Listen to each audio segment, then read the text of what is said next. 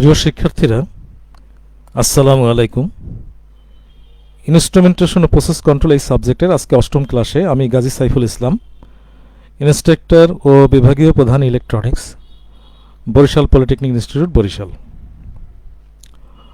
তোমাদের সাথে যে গত ক্লাসটি আমার হয়েছিল, সপ্তম ক্লাসটি, ওই সপ্তম ক্লাসে বেশ কিছু শব্দজনিত সমস্যা ছিল। এই কারণে ওই ক্লাসটি পুনরায় রেকর্ড করে আমাদের www.skills.gov.bd এই ওয়েবসাইটের ঠিকানাতে আবার পুনরায় দিয়ে দেওয়া হয়েছে। তোমরা ওখান থেকে সপ্তম ক্লাসটি দেখে নিতে পারবে এবং আশা করি ওই ক্লাসটি বুঝতেও পারবে। আজকে আমরা আমাদের ক্লাসে ফিরে যাব। তার আগে আবারও বলি যে গাইড ভিত্তিক পড়াশোনা থেকে আমরা যেন ফিরে আসি আমাদের সিলেবাস ভিত্তিক। আমি অনেকবার এই কথাটি তোমাদের সাথে আলোচনা করেছি যে আসলে গাইডে অনেক কোশ্চেন দেওয়া রয়ে গেছে এখনও, পিছনের কোশ্চেন, পিছনের সিলেবাস এগুলো যেগুলো আছে এগুলো আমাদের বুঝতে অনেক সময় কঠিনও হয় যেহেতু সিলেবাসে নেই। আর পাশাপাশি আমাদের গাইড লেখকদেরকেও আমি বলবো যে আমাদের অনেক শিক্ষার্থীরাই তারা কিন্তু গাইডে দেখে পড়াশোনা করেন। সুতরাং যদি এইভাবে সিলেবাস বহির্ভূত জিনিসগুলি আলোচনা করা হয় তো ওদের জন্য বোঝা হয়ে দাঁড়ায়। আমাদের ছাত্ররা অনেক কষ্ট করে একটা সেমিস্টারে অনেকগুলি সাবজেক্ট পড়ে, প্রত্যেকটা সাবজেক্টে যদি অনেক বেশি করে পড়তে হয় তাহলে ওদের জন্য একটু সমস্যা। আমি এই জন্য আপনাদেরকে অনুরোধ করব আপনারাও একটু এই বিষয়টির দিকে ভবিষ্যতে খেয়াল রাখবেন। প্রকাশক এবং যারা লেখক সবাইকে আমি অনুরোধ করছি। আর শিক্ষার্থীদেরকে বলবো তোমরা সিলেবাস দেখে তোমরা ফলো করবে। আজকে আমাদের যে আলোচনা ছিল সে আলোচনার ভিতরে পঞ্চম অধ্যায়ের কিছু বাকি বিষয় ছিল সেগুলো নিয়ে। তার ভিতরে একটা হলো যে গত ক্লাসে আমরা শুরু করেছিলাম ডাটা কনভার্সন, ওটা আবারও বলেছিলাম যে আজকের ক্লাসে আবার শুরু করব। ডাটা কনভার্সন সিস্টেম সম্পর্কে আমরা জানব, পাশাপাশি ইনস্ট্রুমেন্টেশন অ্যাম্প্লিফায়ারের অপারেশন সম্পর্কে জানব এবং basic principal of instrumentation system, যেটা অর্থাৎ ইনস্ট্রুমেন্টেশন সিস্টেমের কিছু বেসিক জিনিস আছে সেগুলি সম্পর্কে আমরা জানব এবং সর্বশেষে টেলিমেট্রিকে একটি ব্লক ডায়াগ্রামের মাধ্যমে একটা টেলিমেট্রি সিস্টেমকে আমরা জানব। তো আমি শুরু করি প্রথমেই।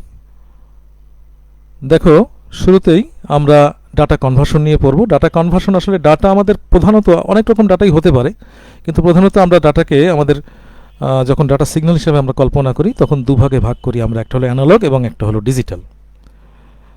এবং অ্যানালগ এবং ডিজিটাল সিগন্যালের ভিতরে আমাদের কখনো কখনো অ্যানালগ থেকে ডিজিটালে যেতে হয়, কখনো ডিজিটাল থেকে অ্যানালগে আসতে হয়। এটা প্রয়োজনের কারণেই হয়।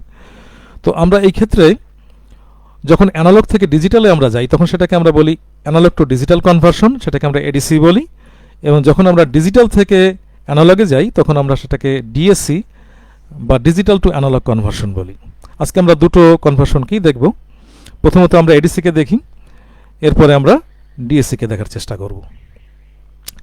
আর এই কনভার্সন যেখানে দেখো এডিসি থেকে প্রথমে অ্যানালগ সিগন্যালটা এডিসির মাধ্যমে ডিজিটাল সিগন্যালে রূপান্তর হয়েছে। একইভাবে যখন ডিজিটাল সিগন্যাল থাকবে ডিজিটাল সিগন্যালটা আবার এখানে দেখো ডিজিটাল সিগন্যালটা অ্যানালগ সিগন্যালে রূপান্তর হয়েছে।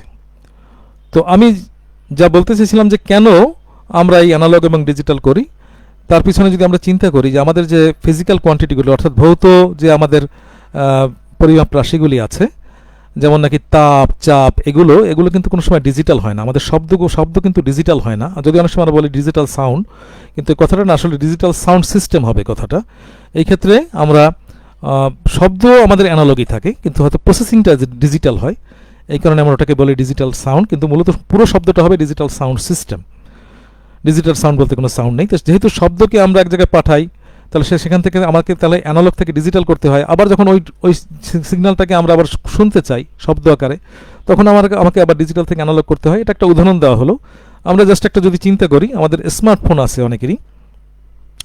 স্মার্টফোনে আমরা যখন কথা বলি বা আমরা মনে করি একটা ইউটিউব চ্যানেল থেকে আমরা যখন শুনি, কোনো কিছু দেখি, তো ইউটিউব থেকে সিগন্যালটা কিন্তু ডিজিটাল আকারে আসে, হ্যাঁ, বা অন্য কোনো অ্যাপস থেকে যেটা আসে সেটা কিন্তু ডিজিটাল আকারে আসে। এবং সেই ডিজিটাল সিগন্যালটা কিন্তু আমরা যখন শুনি তখন অ্যানালগ আকারে শুনি। এই জন্য এখানে আমাদের ডিএসসি ব্যবহার করতে হয়। এই আমাদের স্মার্টফোনের ভিতরে ডিএসসিটা আছে। আবার যদি মনে করো আমি যখন কথা বলবো সেটা তাহলে আমার কথাটা অ্যানালগ, সেই কথাটা দেখো এখানে এডিসি হয় অর্থাৎ ডিজিটাল হয়ে তারপর কিন্তু ট্রান্সমিট হচ্ছে। এই কথাটাকে যদি আমি অ্যাপস না করে আমি যদি কথার থেকে চিন্তা করি যে কথাটা রিসিভার থেকে গ্রহণ হলো তাহলে ডিজিটাল ডাটা আসলো, সেই ডিজিটাল ডাটা যেহেতু আমি সেই কথাটা শুনতে হবে আমাকে, তাহলে সেই ডিজিটাল ডাটাটাকে আবার অ্যানালগ রূপান্তর হলো। এইভাবে আমাদের একটা স্মার্টফোনের মাধ্যমে আমরা বুঝতে পারি যে আমাদের এডিসি এবং ডিএসি কেন দরকার, তারপর আমাদের ইনস্ট্রুমেন্টেশন অ্যান্ড প্রসেস কন্ট্রোল সিস্টেমে কেন দরকার, এটা একটু আমাদের জানা দরকার যে কেন আমরা করব। এক্ষেত্রে কিন্তু আমাদের ট্রান্সডিউসার থেকে যে আউটপুটগুলি আসে, অর্থাৎ আমরা যে সমস্ত কোয়ান্টিটিগুলি, অর্থাৎ প্রেশার, আমাদের আমরা বলি যে সাউন্ড, হ্যাঁ, আমাদের মনে করো টেম্পারেচার, এই সমস্ত যে কোয়ান্টিটিগুলো, এগুলো আমি আগেই বলেছি এই কোয়ান্টিটিগুলো অ্যানালগ ফর্মে থাকে। এই যে টেম্পারেচার, প্রেশার, সাউন্ড, ভেলোসিটি, এগুলি অ্যানালগ ফর্মে থাকে। এই অ্যানালগ সিগন্যালটাকেই আমরা যখন ডিজিটাল সিগন্যালে রূপান্তর করতে চাবো তখন সেটা হয়ে যাবে কিন্তু এডিসি। এবং সেটা দেখো অ্যানালগ সিগন্যালটা ট্রান্সডিউসারের মাধ্যমে আমরা একটা ইলেকট্রিক্যাল সিগন্যাল পাই। সেই ইলেকট্রিক্যাল সিগন্যালটা আমাদের হয়, সেই সিগন্যালটাকে আমরা অ্যানালগ আকারেই পাই। সাধারণভাবে ট্রান্সডিউসার কিন্তু ডিজিটাল সিগন্যাল দেয় না, সে কিন্তু অ্যানালগ সিগন্যালই দেয়। অ্যানালগ সিগন্যালটা ইনপুট হয় এবং অ্যানালগ সিগন্যালের ক্ষেত্রে কিছু সমস্যা আমাদের তৈরি হয়। সে সমস্যার ভিতরে দেখা যায় যে সেখানে নয়েজ থাকে বেশি, এবং সেখানে সেটা প্রসেস করা অনেক কঠিন একটা কাজ হয় অ্যানালগ ডোমেন, এবং স্টোর করাও একটু কঠিন। অ্যানালগ সিগন্যালটাকে নয়েজও, আমি যেটা বলছি যে নয়েজ বেশি, তারপরে সেটাকে প্রসেস করাও কঠিন, পাশাপাশি এটাকে স্টোর করাও কঠিন।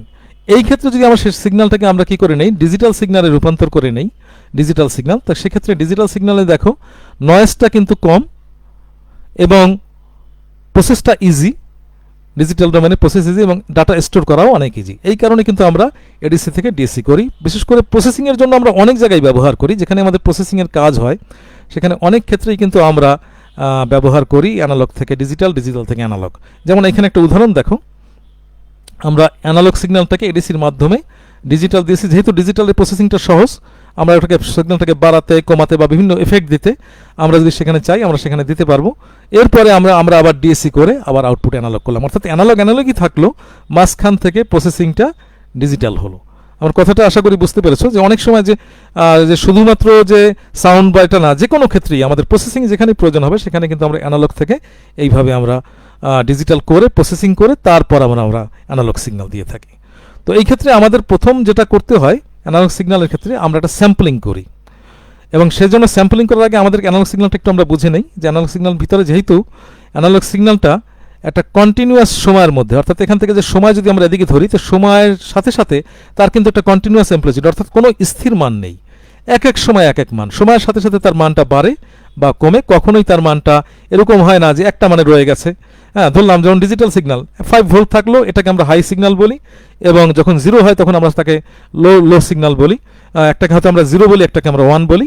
কিন্তু অ্যানালগ সিগন্যাল দেখো এখানে 5 ভোল্ট, এই যে 5 ভোল্ট আমি দিলাম, এই 5 ভোল্টের ক্ষেত্রে এখান থেকে 5 ভোল্ট 0 থেকে 5 বিভিন্ন মানে থাকবে, আবার এখান থেকে এমন হতে পারে -5 ভোল্টে চলে যাবে। তো এই যে বিভিন্ন যে আস্তে আস্তে যাবে, এখানে কখনো 1 2 3, অর্থাৎ সূক্ষ্ম মানে পরিবর্তন হচ্ছে সময়ের সাথে সাথে, আবার সূক্ষ্ম মানে সে কিন্তু আস্তে আস্তে কমে যাচ্ছে, আবার বাড়ছে, এরকম, অর্থাৎ 0 থেকে +5, 0 থেকে -5 এরকম হচ্ছে। এখন এইটাকে আমরা ওই যেটা বলছিলাম যে স্যাম্পলিং যখন আমরা করি, এই যে অ্যানালগ সিগন্যালটাকে আমরা স্যাম্পল করি, কতগুলি দেখো এখানে, একটু আমি ভিডিওর ওইখানে আবার আসি, একটু তোমরা অপেক্ষা করো।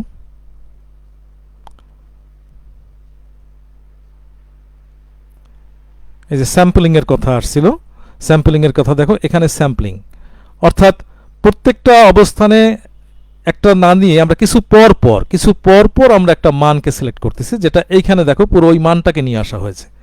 এখন এই মানটাকেই আমরা স্যাম্পলিং এর পরে নেক্সট যেটা কাজটা করি সেটা হলো কোয়ান্টাইজেশন।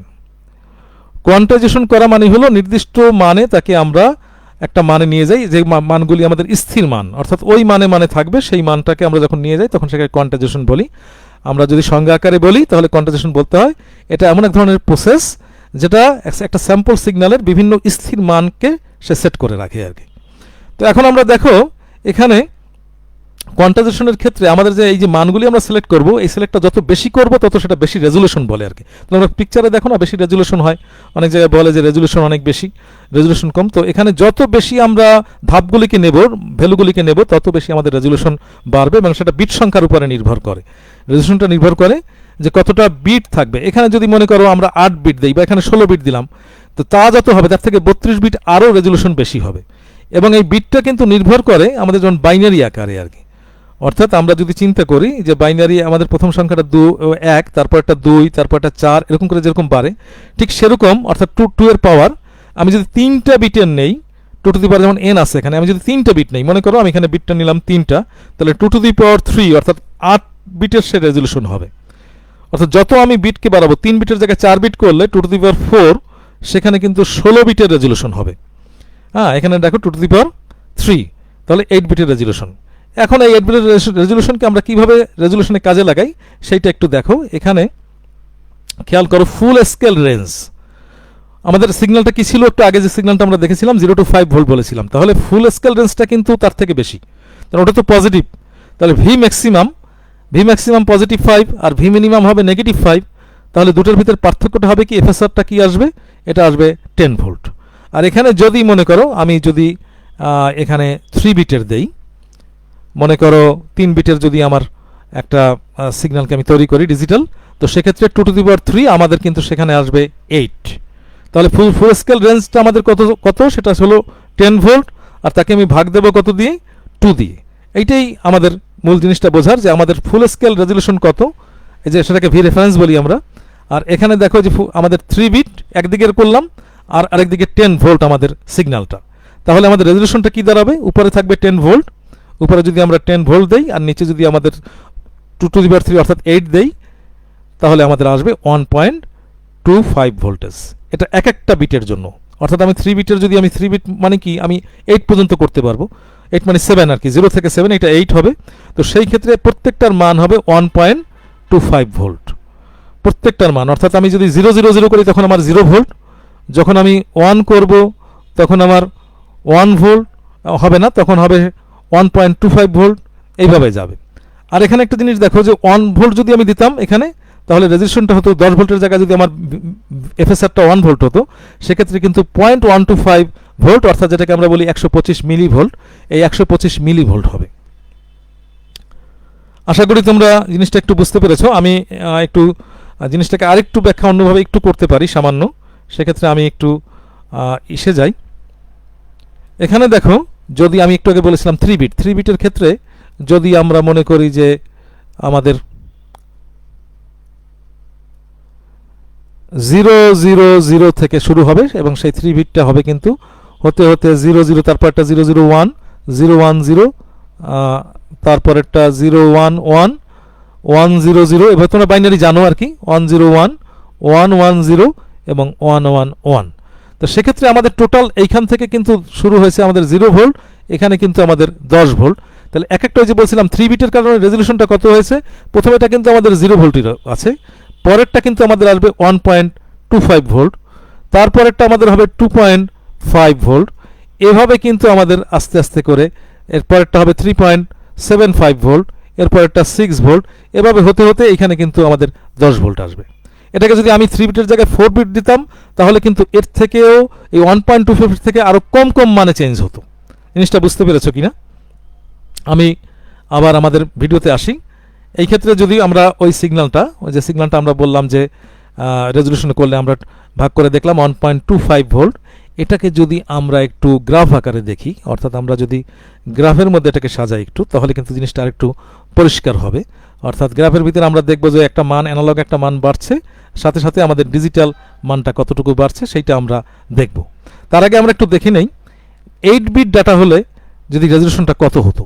দেখো 8 বিটের ক্ষেত্রে 2 টু দি পাওয়ার 8 হতো, 256 দিয়ে ভাগ হতো, সেটা না আনুমানিক 39 মিলি ভোল্টের মতো, 39 মিলি ভোল্ট। এই 39 মিলি ভোল্ট কিন্তু আমাদের অনেক সূক্ষ্ম একটা মান, সুতরাং এক্ষেত্রে কিন্তু আমরা খুব সহজেই কাছাকাছি মানে যেতে পারবো। তো আমরা যেটা আগের সিগন্যালটাকে বলেছিলাম যে গ্রাফের মাধ্যমে দেখব, এখানে খেয়াল করে দেখো, এখানে 1.8 মানে 1.25 যেটা 1.25 সেটা কিন্তু 1কে 8 দ্বারা ভাগ দ্বারা করলে আর কি এক একটা করে এরকম আসছে। এটা হলো তার দ্বিগুণ, তার 3 গুণ, তার 4 গুণ, 5 গুণ, এভাবে হতে হতে এই ফাইনালি এফএসআর ফুল স্কেল এখানে 8 আসবে আর কি, অর্থাৎ এখানে আসবে 8। খেয়াল করে দেখো, একটা এলএসবি বলছিস যেটার মান থাকে খুব কম 1.25, এইটাকে যদি আমরা ভোল্টটাকে যদি আমরা দেই এখানে 1 ভোল্ট রেঞ্জে রাখি, তাহলে ওটা আগে যেটা বলা হয়েছিল যে 0.125 মিলিভোল্ট মানে 125 মিলিভোল্ট হবে, অর্থাৎ 0.125 ভোল্ট। সেই ভোল্টটা যদি আমরা করি তাহলে কিন্তু এক্ষেত্রে কোনো একটা যদি সামান্য চেঞ্জ, মনে করো আমার এইখানে অ্যানালগ সিগন্যালটা আছে, সেখানে হয় এই মানটা থাকবে অথবা এই মানটা থাকবে। তো এই দুইটা মানের ভিতরে কিন্তু তফাৎ খুব অল্প, এতটুকু, খুব বেশি চেঞ্জ হবে না। আবার যদি এইখানে রাখি হয় সে এখানে থাকবে অথবা তার মানটা এখানে থাকবে। অর্থাৎ এখানে যে এররটা সর্বোচ্চ হতে পারে একটা এলএসবি, একটা এলএসবি কতটুকু, সেটা হলো এই মানটা। যদি 1 ভোল্ট হয়, 10 ভোল্ট হলে 1.25 হবে। তো সেক্ষেত্রে এই এলএসবিটা মানটাই আমরা বলবো এতটুকু ত্রুটি হতে পারে আর কি। এটা যদি রেজলিউশন আরও বাড়ানো হয় তো ত্রুটিটাও একটু কম হবে, যত রেজলিউশন বাড়বে তত ত্রুটি কম হবে। তো এইটা যদি আমরা চিন্তা করি তাহলে আমরা বুঝতে পারবো যে আসলে কিভাবে অ্যানালগ থেকে ডিজিটাল সিগন্যাল করা হচ্ছে। এখানে যদি আমরা একটু সরিয়ে দেই সিগন্যালটাকে, সামান্য একটু সরিয়ে দেই, মনে করো এখানে যে অবস্থা আছে তার থেকে আমরা একটু আগে নিয়ে আসি, সামান্য এখানে এই জায়গাটা নিয়ে আসি আমরা সামান্য আগে, সেক্ষেত্রে কিন্তু আমাদের এররটা হয়ে যাবে, যে দেখো একটু সরিয়ে আনলাম, এখন এররটা কিন্তু আমাদের হবে 0.5 হবে এলএসবির, আগে ছিল 1 এলএসবি, যেহেতু এখন চলে আসছে এখন হয় একটু বেশি হবে অথবা একটু কম হবে। তো এক্ষেত্রে বেশি কিন্তু এরর থাকবে না, সেখানে এলএসবির মানেরও আবার অর্ধেক হয়ে যাবে, প্লাস মাইনাস হতে পারে আর কি। তো এইভাবেই আমরা মোটামুটি ডিজিটাল অ্যানালগ সিগন্যাল থেকে ডিজিটাল সিগন্যালে আমরা করি। প্রথমে কি করি, স্যাম্পলিং করি, আমাদের ওই জিনিসটাকে আমরা স্যাম্পলিংয়ে নিয়ে আসি। স্যাম্পলিংয়ের পরে আমরা কোয়ান্টাইজেশনে বিভিন্ন মান করি, এবং সেখানে কোয়ান্টাইজেশনে আমার নির্ভর করে যে আমি কত বিটের কোয়ান্টাইজেশন করব। যত বেশি বিট দেবো তত বেশি ভালো ডিজিটাল সিগন্যাল তৈরি হবে, আর যত কম বিট দেবো তত দুর্বল হবে, একটু ত্রুটি হবে। আবার যদি সিগন্যালটাকে এই যে এখানে বলা হলো যে এখানে একটু আমরা কি করেছি, একটু সরিয়ে এনেছি, তো সেই ক্ষেত্রে আমাদের একটু সরানো থাকবে। তো যাই হোক, তোমরা দেখো আবার বলেছি স্যাম্পলিং, এবং এটা হলো আমাদের সেই কোয়ান্টাইজেশন। আজকে এখন আমরা চলে যাই যে কিভাবে ডিজিটাল থেকে অ্যানালগ সিগন্যাল আমরা করব। এই জন্য আমি আগে একটা চিত্র এঁকে রেখেছি। অনেকভাবেই করা যায়, যেমন এটা একটা পদ্ধতি, এটাকে বলে ওয়েটেড রেজিস্টার পদ্ধতি। ওয়েটেড রেজিস্টার মানে কি, রেজিস্টারের মানকে দ্বিগুণ দ্বিগুণ বাড়িয়ে আমরা একটা সার্কিট তৈরি করেছি। দেখো এখানে আর, এখানে 2R, এখানে দেখো 4R, এখানে 8R, অর্থাৎ যে মানটা এখানে যদি আমি 1 ওহম দেই, এখানে 2 ওহম দেবো, এখানে 4 ওহম দেবো, এখানে 8 ওহম দেবো। তাহলে এই ক্ষেত্রে আমাদের সিগন্যালটা ধরে নিলাম যে এখানে আমরা একটা এই সিগন্যালটাকে 1011, এটা একটা ডিজিটাল ডাটা। এখন আমরা ডিজিটাল থেকে কিন্তু অ্যানালগ করছি। এই পদ্ধতিতে এখন যদি আমি 1011 দেই, তাহলে আমি এই সুইচটাকে অন করব, এই সুইচটাকে আমি অফ রাখবো, এইটাকে আমি অন করব এবং এইটাকে অন করব। এই ক্ষেত্রে দেখো একটা অপারেশনাল অ্যাম্প্লিফায়ার ব্যবহার করা হয়েছে, নন ইনভার্টিং। তোমরা অপারেশনাল অ্যাম্প্লিফায়ার পিছনে সাবজেক্টগুলোতে পড়েছো। যদি ওই যে আমাদের পুরনো অভ্যাস, আমরা পুরনো সেমিস্টারের পড়া ভুলে যাই, যদি মনে করো যে ভুলে যাও, আবার একটু পিছনের পড়াটাকে দেখে নিও। যদি আমার সামনে কখনো সুযোগ থাকে আমি অপারেশনাল অ্যাম্প্লিফায়ার সম্পর্কে কিছু আলোচনা করব। তো সেই ক্ষেত্রে দেখো এখানে নন ইনভার্টিং এর যে আউটপুটটা আসে, সেই আউটপুটটা কিন্তু হবে এখানে, আমরা যদি এখান থেকে আউটপুটটা দেখি, এটা সমান সমান আসবে কিন্তু মাইনাস, এখানে যে ফিডব্যাক অ্যাম্প্লিফায়ার যেহেতু ইনভার্টিং টার্মিনালে দেওয়া আছে, তাহলে ইনভার্টিং টার্মিনালে দেওয়ার কারণে এখানে কিন্তু হবে আরএফ, মাইনাসটা হবে ফিডব্যাক রেজিস্টার, এবং এখানে যে কারেন্টটার গুণফলটা হবে সে কারেন্টটা দেখো, যদি এইখানে যেটা আমাদের আছে এইটাকে আমরা যদি বলি V1, হ্যাঁ এইখানে যে আমরা যদি বলি V1, এটা আমাদের যদি V2 হয়, এইটা V3, এগুলো সবগুলো কিন্তু এক। সুতরাং আমরা বলতে পারি V1ও যা আমাদের ইকুয়াল টু V2 তাই, আমাদের V3ও তাই, এর সবগুলো কিন্তু, এবং V4 এক। সেই V4 কি, টোটালটাই আসলে আমাদের V, এখানে এক জায়গা থেকে দেওয়া হয়েছে, এখানে 8 ভোল্ট দেওয়া হয়েছে, এটা হিসাবের সুবিধার জন্য। এখন আমাদের ভির মান আমরা কি করেছি, 8 ভোল্ট। তো এখানে যেটা থাকবে, তাহলে প্রথমটা থাকবে V/R যোগ, এটা যে কারেন্টগুলি আমি যদি যোগ করি, এখানে যেহেতু সব সিরিজে কারেন্টগুলি যোগ হয়ে এখানে আসবে, পরেরটা আসবে কি V/2R, পরেরটা আসবে V/4R, এবং এর পরেরটা আসবে V/8R। এখন এগুলো সুইচগুলি যদি দেওয়া থাকে তাহলে কাজ করবে। তো সুতরাং আমরা এখানে কিন্তু সেটা বলতে পারি যে মাইনাস RF, যেটা আমাদের ফিডব্যাক রেজিস্টারের ভ্যালুটা, এখানে ভির সাথে যদি আমাদের এই যে B1 এইটা যদি আমাদের দেওয়া থাকে তাহলে কাজ করবে, নিচে আর, এর সাথে যদি আমাদের এখানে যদি B2 দেওয়া থাকে তাহলে কাজ করবে, না তো করবে না। 2R, এখানে আমাদের এখানে যদি আমাদের B3 দেওয়া থাকে তাহলে কাজ করবে 4R, আর এখানে হলো B আমাদের 4, এখানে হলো 8R। তো এই ক্ষেত্রে দেখো আমি যেটা বলেছিলাম, আমাদের এইটা কাজ করছে, এইটা করতেছে না, এই 1011 এর ক্ষেত্রে। তাহলে আমরা এখানে কোনো ভোল্টেজ পাবো না, যেহেতু B2 মানটা 0, B2টা 0, তাহলে এখানে কোনো ভোল্টেজ পাবো না। তো এটা আমাদের 0 বসলো। জিনিসটা বুঝতে পেরেছি না? আরও একটু কাজ করি আমরা, এটাকে আমি তোমাদের আরেকটু সহজ করার জন্য বলি। আমরা 8টাকে নিয়ে যাই, তো এখানে মাইনাস আর এফ ফিডব্যাক রেজিস্টার, আরটাকে যদি আমরা এখানে নিয়ে যাই তাহলে কিন্তু আমাদের কি থাকে, উপরে উপরে ভি, আমি ভি টুর এটা যেহেতু পাচ্ছি না তাহলে উপরে ভি, নিচে থাকে কি 1, আর এর জায়গায় 1, তাহলে এটা শুধু আমরা বলতে পারি ভি। পরেরটা হলো ভি থ্রিটা কাজ করবে, ভি টেস্ট কাজ করবে, আরটা যেহেতু চলে গেছে এখানে আমাদের তাহলে 4 থাকবে, এটা আমাদের বাদ, এটা যেহেতু আমাদের বি টু দেওয়া নাই, এখানে আমরা পাচ্ছি কত, উপরে থাকবে ভি বাই 4, এখানে হবে ভি বাই 8। তোমরা বুঝেছো কি না? এক্ষেত্রে যদি আর এবং আর এফ এর মান, এই টোটাল এই যে আর এর মান এবং এই আর এফ এর মান যদি একই ভ্যালু হয়, তো সেক্ষেত্রে এখানে আমাদের 1 হয়ে যাবে, ভাগ দিলে 1 হবে, তাহলে আমরা মাইনাস ভ্যালু পাবো। তাহলে মাইনাস ভ্যালুতে কী পাবো, এখানে 8/1 অর্থাৎ 8 ভোল্ট, আর এখানে 8/4 বাই আমাদের এটা হবে তাহলে 2 ভোল্ট, এবং এখানে 8/8 অর্থাৎ সেক্ষেত্রে আমরা পাবো -8 plus 4 plus 1 equal to 13 volt পাবো।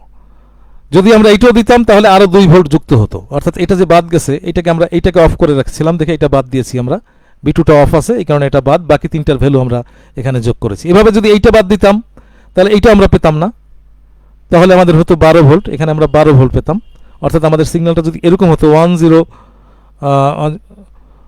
আমি যেটা শেষেরটা যেটা বলছি 1, তাহলে সেক্ষেত্রে 101,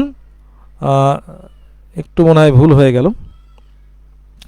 এখানে আমরা 13 পাইনি, আমরা 11 পাবো, এখানে 13 পাবো না, এটা ভুল করেছি, এখানে 11 ভোল্ট হবে, যেহেতু 8 আমরা 4 পাইনি, 8/4 এটা 2 হবে, এখানে একটা ক্যালকুলেশন আমাদের ভুল হয়ে গেছে, 8/4 2 এর 2 11 ভোল্ট হবে। তো এই ক্ষেত্রে যদি আমি এটাকে বাদ দেই তাহলে আমাদের 10 ভোল্ট হবে, এখানে দেখো এটা যদি বাদ দেই আমাদের, আর এটাকে যদি বাদ দেই তাহলে আমাদের 10 ভোল্ট হবে। আশা করি তোমরা জিনিসটাকে বুঝতে পেরেছো। আমরা এখন চলে যাব ইনস্ট্রুমেন্টেশন অ্যাম্প্লিফায়ারে। আমাদের ইনস্ট্রুমেন্টেশন অ্যাম্প্লিফায়ারটা কি সেইটা আমরা একটু জানি। ইনস্ট্রুমেন্টেশন অ্যাম্প্লিফায়ার এটা এমন এক ধরনের অ্যাম্প্লিফায়ার যা আমরা ইন্ডাস্ট্রিয়াল অ্যাপ্লিকেশনে ব্যবহার করি, এবং এটা সাধারণত এক ধরনের ডিফারেন্সিয়াল অ্যাম্প্লিফায়ার, কিন্তু এর গেইন, ইনপুট ইম্পিডেন্স এবং কমন রিজেকশন রেশিও এগুলো খুব বেশি। তোমরা এই জিনিসগুলো যখন অপারেশনাল অ্যাম্প্লিফায়ার পড়েছো এগুলো তোমরা জানার কথা।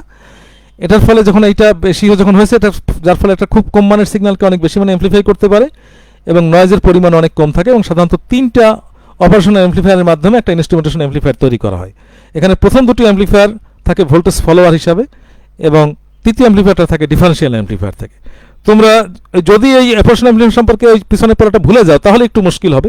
আমি তারপরও আলোচনা করে দেখিয়ে দেওয়ার চেষ্টা করেছি। এখানে দেখো, প্রথম দুটোকে আমরা যেটা বলেছি অপারেশনাল অ্যাম্প্লিফায়ার, আমাদের প্রথম দুটো অপারেশনাল অ্যাম্প্লিফায়ার A1 এবং A2, এটা ইনপুট বাফার হিসাবে, যেটাকে আমরা ইনপুট ভোল্টেজ ফলোয়ারও বলি, এই হিসাবে কাজ করছে, এবং পরের যে A3টা এটা একটা ডিফারেন্সিয়াল অ্যাম্প্লিফায়ার হিসাবে কাজ করেছে। দেখো দুইটা জায়গায় মান দেওয়া আছে, এখানে কিন্তু একটা গ্রাউন্ড এবং একটা ইনপুট, পজিটিভে ইনপুট আছে এবং নেগেটিভে গ্রাউন্ড আছে, এই কারণে এখানে ভোল্টেজ ফলোয়ার হিসাবে কাজ করছে, অর্থাৎ এখানে যে ভোল্টেজটা আসবে সেই ভোল্টেজটা এখানেই পাওয়া যাবে আর কি।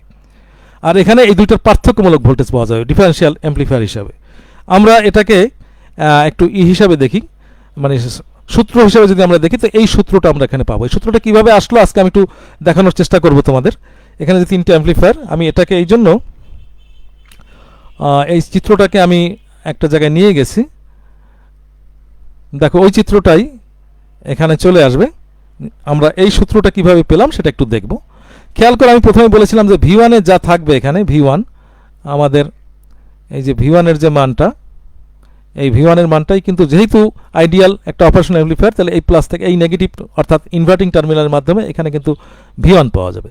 একইভাবে এই V2টা কিন্তু এখানে V2 পাওয়া যাবে।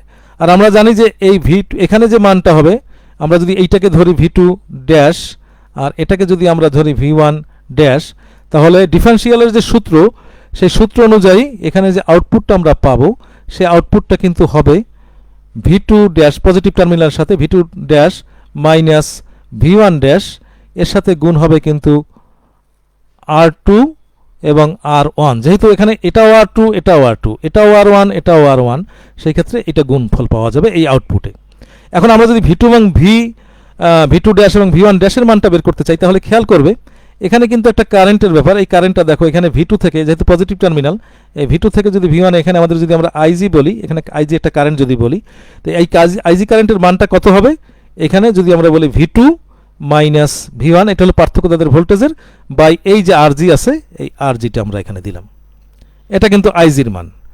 এখন খেয়াল করো এই আইজি কিন্তু এই R2-র সাথে এবং এই R1 এর সাথে, এটা এখানে R2 না R1 এবং এই R1 এই দুটোর সাথে সিরিজে আছে, অর্থাৎ এখানে সিরিজে কারেন্ট আমরা জানি একই থাকে।